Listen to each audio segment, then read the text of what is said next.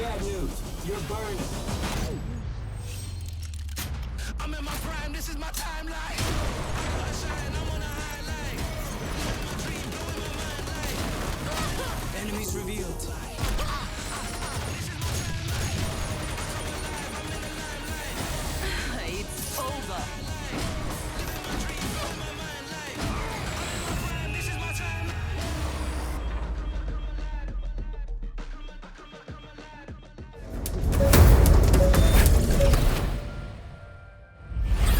Season 3 goes beyond our regular seasonal updates to fundamentally expand how you play and progress in XDefiant.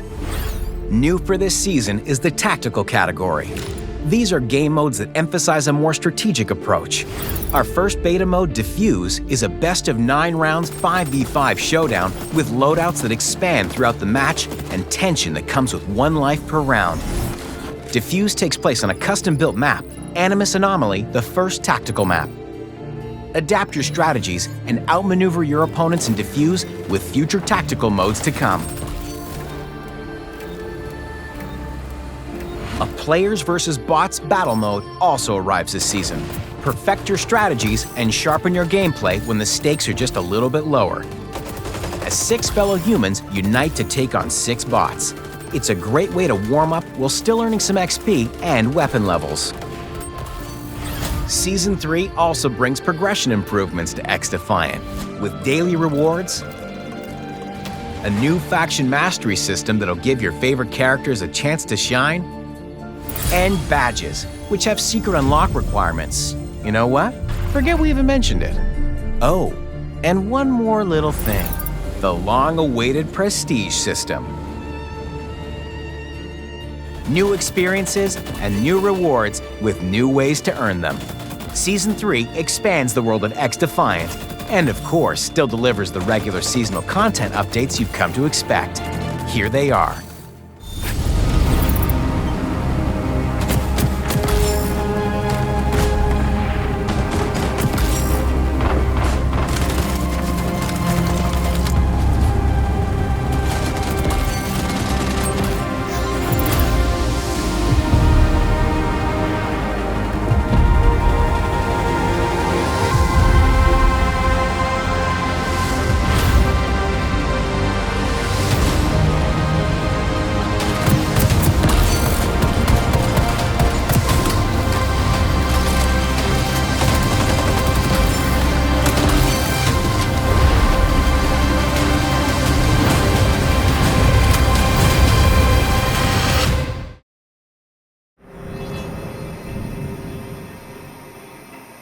They work in the dark to serve the light.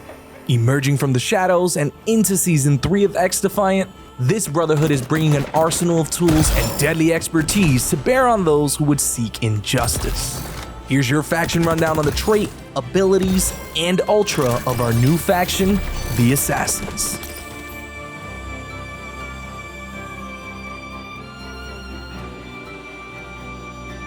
The Assassin's passive is the Hidden Blade. As the Assassins, you'll be using their most iconic weapon and have it as an option to melee, allowing you to assassinate your target in 1 hit. The 2 abilities at your disposal are Cherry Bomb and Eagle Vision. Cherry Bomb is an active ability that will have you toss a bomb down at your current location, causing your target or targets to become disoriented within its area of effect. Eagle Vision allows you to glimpse outlined enemies and reveal their trails. If you score an assassination with a Hidden Blade during the duration of Eagle Vision, it will refresh the duration of the ability. The Assassin's Ultra is Apple of Eden. When activated, the reality-bending properties of the Isu artifact will allow you to teleport to your enemies for a limited time, and send each of them packing to a respawn point with a Hidden Blade assassination. Alright, the Assassins have laid out their tools of trade, so now let's talk about how you can use them. The Hidden Blade passive rewards players who are looking to get up close and personal with the enemy. Try utilizing weapon builds built around speed so you can close the gap and deliver a killing blow. The Cherry Bomb is best used to disable a group of enemies when storming onto an objective. While not as lethal as the Fire Bomb, it explodes in a much larger radius, allowing you and your team to catch stacked enemies off guard so you can clean things up. Eagle Vision is a valuable asset to those with an eagle eye. Having your targets outlined allows you to quickly lock your sights and pop off shots with a sniper or marksman rifle to clear the way for your teammates. It's also good for those on the hunt for enemies that may have taken a flanking route to your team. Finally, the Apple of Eden. You'll want to be careful when and where you use it, as that'll make the difference between coming up short or clearing out the enemy team. You'll want to note that there's a brief time you'll need to lock onto the enemy before teleporting in for the kill. After teleporting, there's a brief cooldown before you can teleport again to the next enemy. If enemies are grouped, it's best to close the gap with the ult, and then use your passive melee to finish the others in true assassin fashion. The assassins offer a number of ways to engage and assassinate your enemies with maximum efficiency. We've outlined some ways you can play them, but we're always looking to hear from you. What ways are you going to play as the assassins? Share it with us on Twitter by tagging @PlayXDefiant or using the hashtag #FactionRundown. You can also join our official Discord to ask and hear from others on how they plan to use them. That's it for our Faction Rundown though. Good luck out there, and get ready to step out of the shadows with the assassins.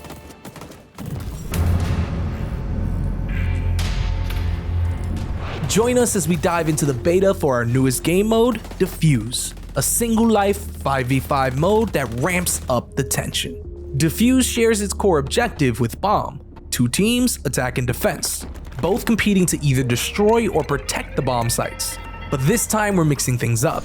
You'll need to play outside of your comfort zone, as each round has pre-made loadouts that you must use during that round, with different weapons and abilities available as you progress. This culminates in a round of fully unlocked weapons and abilities at the end of each half. A match consists of up to 9 rounds, 4 rounds before swapping team sides, then another 4. Your ultimate charge persists between rounds before being wiped after teams switch sides, so be sure to not let it go to waste. Things are getting a bit close? Well, round 9 is your tiebreaker. Diffuse brings new twist outside of loadouts. Take advantage of ultimate charge pickups that spawn in predetermined locations on the map, but beware.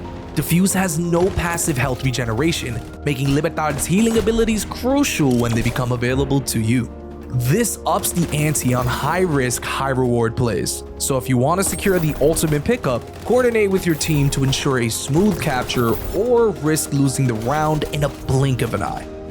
On top of this, Diffuse debuts our newest map, Animus Anomaly, a bespoke map developed exclusively with Diffuse in mind for long lanes and tactical gameplay. That's it for now, but make sure to share your feedback on the Diffuse beta with us over on our official Discord server. There's a bumper crop of new maps coming to XDefiant at the launch of Season 3. As you might have guessed from checking out the Animus Anomaly map, there are 2 additional new maps on their way, and they're inspired by 2 legendary adventures. The island of Mykonos is one of the smaller stops on Cassandra's journey, but the iconic white and blue buildings resonated with both ancient and modern times, making it the ideal location to represent Odyssey in XDefiant. That very coloring, however, posed a challenge for the artists. They designed spaces to have landmarks that help players navigate and communicate. And with the ubiquitous white buildings, they had to put a lot of thought into the set dressing to create defined areas of each neighborhood.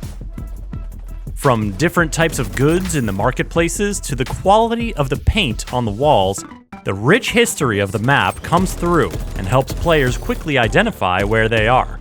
Mykonos is an arena map, dotted with open plazas and crisscrossed by alleys and narrow pathways, both above in the upper stories and below, down by the waterways.